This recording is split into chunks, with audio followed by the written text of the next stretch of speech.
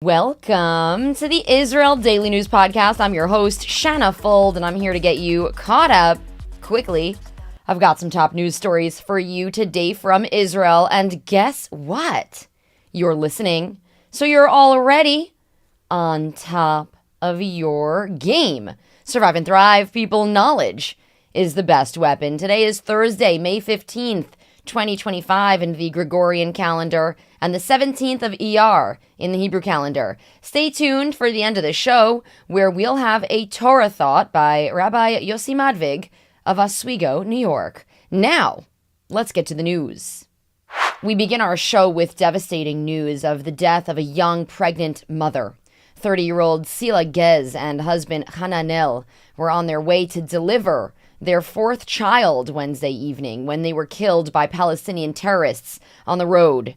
During the drive to a nearby hospital in the West Bank, or Samaria, depending on how you call it, the terrorists shot bullets into multiple vehicles on the road and wounded both Sila and her husband. Emergency personnel rushed the two to Rabin Medical Center in Petah Tikva, where doctors urgently performed an emergency C-section to try to save the baby.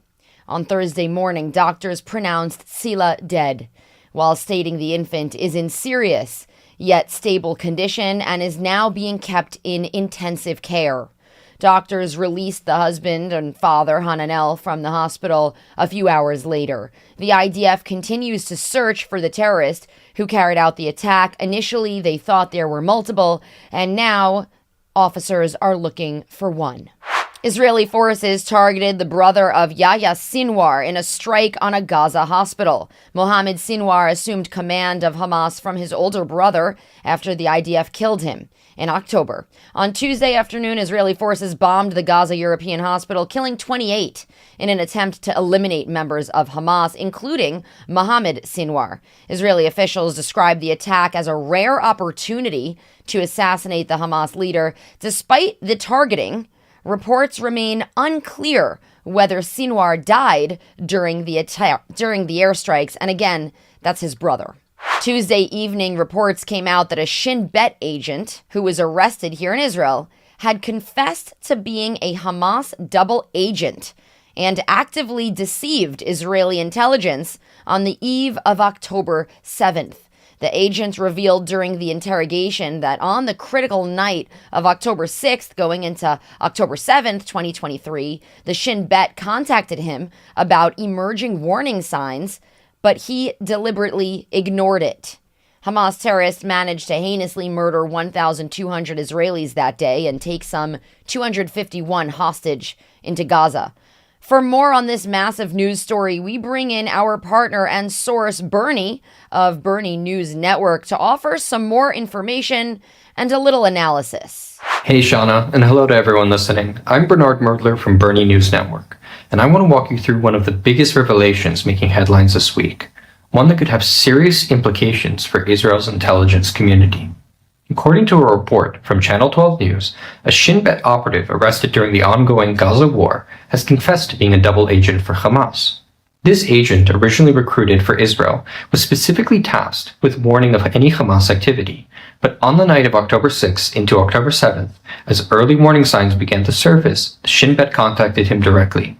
And his response? There is no offensive preparation by Hamas. I know, I am updated. That single message, now known to be a lie, reportedly played a key role in downplaying other warning indicators, and hours later, Hamas launched its coordinated attack, killing over 1,200 Israelis. Now here's where things get even more troubling. Around 3 a.m. on October 7th, Shin Bet director Ronen Bar convened an emergency operational review. Intelligence units had observed Hamas militants moving around Gaza at night, but those movements were quickly dismissed as routine drills. Still, Bar was reportedly uneasy. He even said afterwards that he wasn't comfortable with the conclusion. Despite the concern, only a few tequila teams, which are the Shin Bet's elite emergency units, were deployed to the southern border. The scale of the threat was drastically underestimated. And this type of situation isn't without precedent. Back in 2022, Israel's High Court confirmed the existence of a Hamas double agent network inside of the Shin Bet, which raises the question, how did this happen again? Why wasn't this operative's credibility more thoroughly vetted? There's now growing criticism that the Shin Bet may have placed too much trust in its own system, possibly overlooking red flags out of institutional overconfidence. This is still a developing story, but it's one that goes beyond a single agent. It's about how intelligence failures happen and whether they're truly being learned upon. For more on this and similar stories, you can follow us over at our website, www.bernie.news. Looking forward to seeing you there. And thanks, Shauna, back to you. Thank you for that, Bernie. U.S. President Donald Trump launched a high-profile Middle East visit Tuesday by signing more than a dozen bilateral and economic agreements with Saudi Arabia, including a record-setting $142 billion arms deal. The visit, which kicked off in Saudi Arabia's Riyadh, featured ceremonial fanfare and a warm welcome from Saudi Crown Prince Mohammed bin Salman, who pledged up to $600 billion in new investments in the United States. When Trump exited the stage, the American song YMCA played across the auditorium.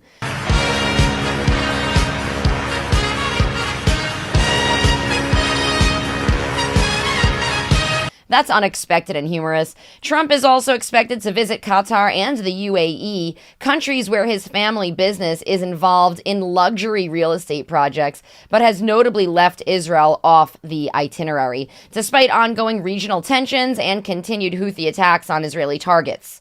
Hostage negotiations resumed this week in Doha, Qatar, as U.S. envoy Steve Witkoff pushed Israel and Hamas to agree on a new framework that includes a multi-week ceasefire and the release of half of the remaining hostages. However, Prime Minister Benjamin Netanyahu has rejected any deal that commits Israel to ending the war in Gaza, limiting chances of breakthrough despite mounting U.S. pressure. Hamas has signaled flexibility on disarmament and governing concessions, but insists on a permanent ceasefire before releasing all hostages. The talks come as President Donald Trump visits the Gulf region, where Qatar, long accused of harboring Hamas leaders, is also deepening its ties with Washington, gifting Trump a private 747 plane and announcing $10 billion in new U.S. military investments. Critics say the Qatari charm offensive, including billions spent on lobbying and university partnerships, has boosted its political influence within the United States. And I can attest to that, as I've done quite a bit of research on the influence that Qatar has through campuses and through its private investments through a number of institutions across the United States. I am now going to read word for word the Haaretz recap from today, which is sort of a bulleted list of updates. I want to read it to you because no other Israeli English news source is covering what's going on the other side, or even covering the not so nice parts of Israeli society, except for Haaretz English and sometimes the Times of Israel, if it's violent enough. And I think that it's patriotic to share the ugly within any nation. Here's the recap. At least 106 Palestinians have been killed in the Gaza Strip on Thursday. Local health officials told that to Al Jazeera. Israeli settlers threw stones near the entrance to a settlement in the West Bank, slightly wounding a 33-year-old woman by hitting her car. According to Lebanese television station Al Mayadin, a vehicle was hit by an Israeli drone strike in southern Lebanon on Thursday. Anti-Zionist ultra-Orthodox swarmed National Security Minister Itamar Ben-Gvir's car on Thursday while hanging Palestinian flags in his vicinity. According to statements by the police and Ben-Gvir, the National Security Minister's wife was assaulted during this incident. U.S. President Donald Trump said Thursday in Doha that he'd like the United States to own Gaza and make it a freedom zone, reiterating past statements that he would like the country to be the proprietor of the enclave, and that he's referring to the United States.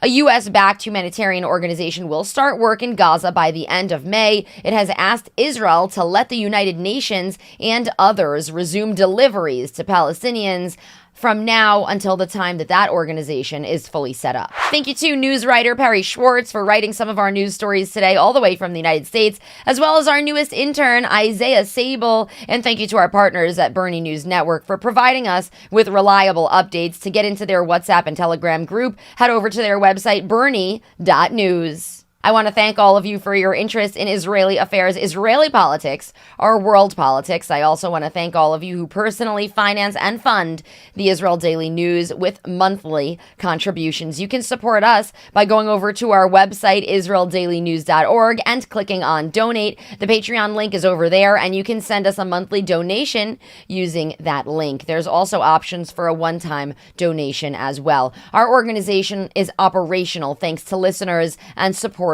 like you. Thank you to Marianne Vollinger for her monthly support. In response for your contributions, I'll send over a handwritten thank you note to show my appreciation. Follow us on social media at israeldaily.news. We are on X, YouTube, TikTok, and on Instagram. Our page is about to hit 15,000 followers.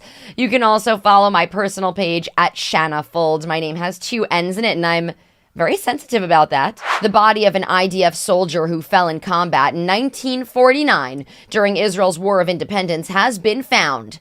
The IDF located the remains of Private Arthur Gazner, who was believed to have been buried in a mass IDF grave after he fell in combat. However, an investigation revealed that he had been buried in Rehovot in 1949 with other soldiers who died at the same time. IDF Manpower Directorate head Major General Dado Bar Khalifa stated, quote, "After 76 years and at the end of a thorough and professional investigation, we have the right to determine that Arthur Gazner, the last missing person from the operation in Beit Guvrin in 1949, is buried in the military cemetery in Rehovot along with his comrades in arms," end quote. A ceremony will be held in Rehovot under which Gazner's name will be added to the collective headstone containing all 3 bodies. It's nice to bring some honor to this late soldier. Late Tuesday night, residents from across Israel reported tremors of an earthquake. The tremors reached from Haifa to cities in the center of Israel, including Tel Aviv, Jerusalem, and surrounding areas. The earthquake was a 4.6 over here, but originated in Crete, Greece, where seismologists recorded a magnitude of 6.3. People in northern Egypt also felt the shock waves. Authorities reported no injuries or damages. Israeli singer and Nova Music Festival survivor Yuval Raphael says she's determined to bring home a win at the 2025 Eurovision Song Contest despite huge antisemitic threats and growing political tensions. Eurovision, one of the world's largest televised music competitions, features artists who make original songs from more than 30 countries and draws over 160 million viewers worldwide. 24-year-old Raphael is performing her debut song, New Day Will Rise, in Basel, Switzerland. Ironically, the same city where Theodor Herzl launched the modern Zionist movement in 1897. It's now been more than a year since the Nova Music Festival massacre in southern Israel, and Raphael says the competition feels like part of her healing journey. She even remained composed after a man made a threatening, throat-slitting gesture toward her during the opening event, saying she feels safer now that the Swiss police are handling the case. She told Haaretz News that she expects to get nothing less than first place. She also said the Israeli hostages still held in Gaza remain close to her heart.